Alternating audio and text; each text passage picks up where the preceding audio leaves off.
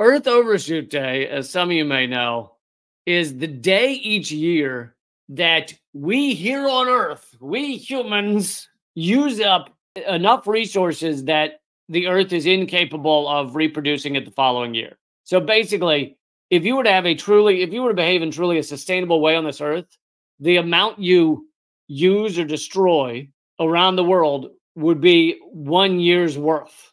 So if the if the world creates a certain amount in a year, you use the amount it's created, and you have not actually taken beyond what the Earth can produce. Now, since around 1970, 1971, we have used more in a year than the Earth can produce for us. And in those early years, in 1970, 71, we only used more in a year by a couple of days, Maybe on Christmas Day, we had used up more than the Earth could produce. But that number, as you can see on this chart, has steadily gone down and down and down, and meaning less of the year, until we've now gotten to August, meaning we use up the Earth's entire production abilities in 7 months out of 12 months. And Earth Overshoot Day gets earlier and earlier every year.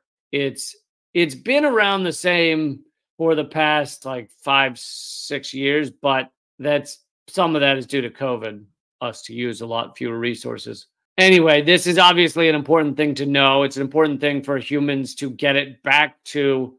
We need Earth Overshoot Day to be roughly December 31st. Are there 31 days in December? I don't know. I never was good with my days things. Whatever they would do, 30 days has September, April, June, and November, 30 other days. I was always like, I don't care. I'll look at a calendar. I don't need to sing the song. I just don't care. I don't care. Speaking of Earth Overshoot, I just thought I'd give a little reminder because they have retitled it and re-released the film that I am the star of, meaning I'm in it for, I think, 1 minute and 30 seconds. I am the star of this documentary. It used to be called Eating to Extinction or Eating Our Way to Extinction, but they have retitled it in a positive form because I think it was a little too dark. Didn't it show? I think the old poster used to show a skull. I think they decided it was a little dark, but it's now called Eating for Tomorrow. It looks like you can watch it free now. So I highly recommend this documentary. I worked to create it. I worked with Kate Winslet. She's the narrator. And by working to create it, I mean that I'm in it for 1 minute and 30 seconds. No, years ago, I can't remember what year it was, probably 2016, 2017. They asked me to come and film in New York City some of my stand-up comedy about eating meat. And it's the harm of the amount of meat we're eating. The point of the film and the point that I always make is not never eat a piece of meat. I think that, yes, I know there's some vegans watching this right now who are like, you should be saying never eat a piece of meat. Okay, fine. But I think you're going to have more impact on people. Like, for example, if you say, hey, how about you carpool to work? But if you say to them, hey, everybody burn your cars and never get to work, you're far likely to, I feel like, have any movement, have any achievements on that front. It's kind of a bit too, it's making the perfect the enemy of the good or the enemy of the great. So I prefer to ask people to eat less meat. Anyway, that's what the film is showing people, the harms of the amount of meat we're eating. And they asked me to come film, and I filmed a comedy segment for them. My comedy that I wrote for the film about the amount of fresh water. Is mainly about the amount of fresh water that goes into animal agriculture, which is unbelievable.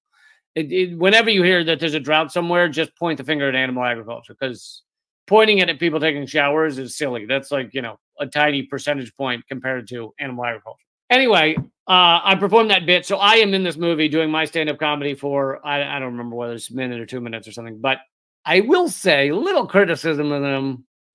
I'm glad you guys made this film, but little criticism. They ultimately edited everything I did to such a degree that I don't know if it's funny anymore. I don't actually think it's funny anymore. I'm talking about my minute, not their film. Their film is not intended to be funny. Their film is intended to be beautiful, which it is, and well done. And, you know, me and Kate Winslet, we just honestly on set, we just became thick as thieves. We are like besties, hung out with her just endlessly. You know, some things might have happened behind closed doors. I don't want to say. But I will say this: never met her.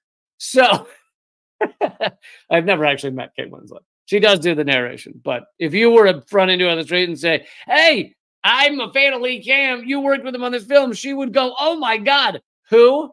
So, you know, maybe it'll go better for us next time.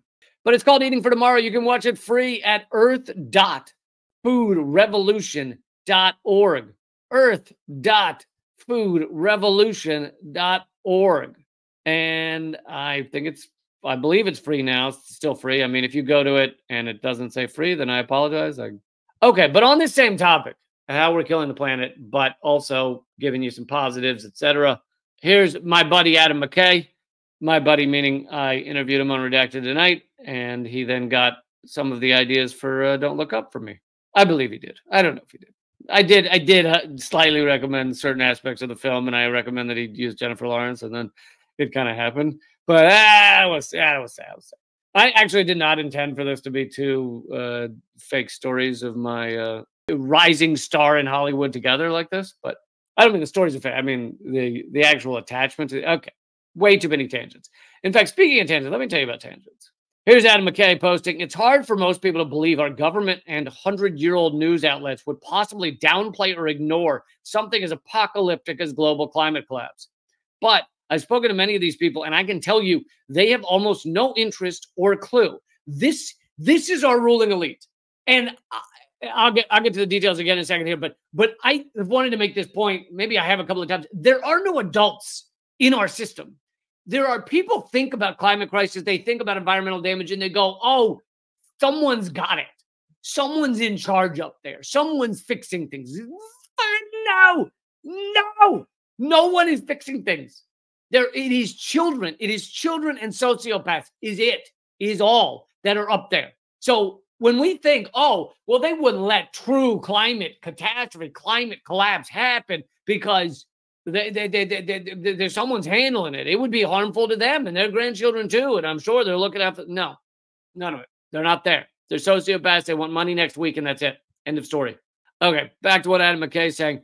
He says they have no interest or clue, and he then links to a weather professor who said, "It's not just you. It's been a hot summer. And yes, it is getting less bearable. So far in 2024 in Tampa, they have had 48 days with a heat index of 103. 48 days. The record for the year is 65 days, which happened, wait for it, last year. The annual average before the last few years was 16 days over 103 degrees. It's not a coincidence, it's climate change. And amazingly, these news outlets and meteorologists just ignore this stuff. Anyway, to go back to Adam McKay, he says, all of their incentives, whether they be advertising dollars, political money, or career advancement and identity, are based in a 20th century worldview. I've found establishment liberals to be the worst because they purport to believe the science while delaying action. Yeah, the liberals are the worst because you vote for them. People vote for them thinking they're going to do something and they do zero. Even worse, Adam McKay continues, these status quo moderates occupy the space in government, news, and culture that normally would be filled with actual grown-ups committed to doing their job rather than advancing a careerist strategic view of reality, removing stakes, risk, and accountability. It's also important to remember government and news media have slept through clear signs of impending disaster many times in the past 25 years.